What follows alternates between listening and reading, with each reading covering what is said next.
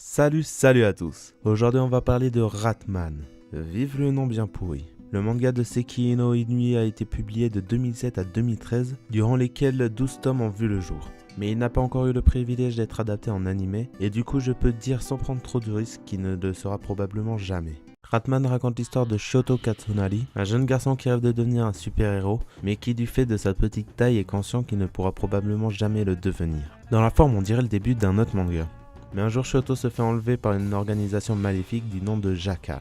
Suite à une mascarade portant à faire croire à Shoto que Miller, une de ses amies et camarades de classe, est en danger, notre héros accepte un bracelet que lui propose l'organisation Jackal qui lui permet de se transformer. C'est à partir de ce moment-là que Shoto devient Ratman, un super vilain au service d'une organisation malfaisante. C'est sous cette seconde forme qu'il découvre que les super-héros qu'il adulait ne sont pas ce qu'il pensait être en réalité, et aussi qu'il découvre une zone d'ombre dans son passé. Bien sûr, comme pour l'épisode portant sur Dodoma, j'ai évité de vous spoiler la plupart des événements de l'histoire. En tout cas, moi j'ai pas mal apprécié ce manga.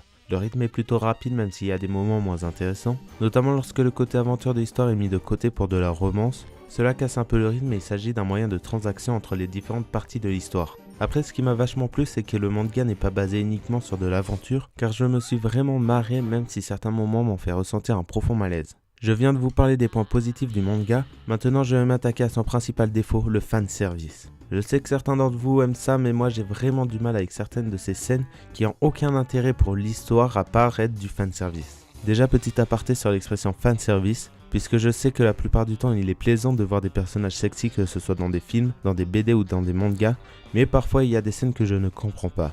Comme pour Ratman, le chapitre où ils sont à la plage, il ne se passe strictement rien qui a un lien avec l'aventure ni avec l'histoire, mais le seul intérêt qu'on y trouve c'est d'y placer du fanservice.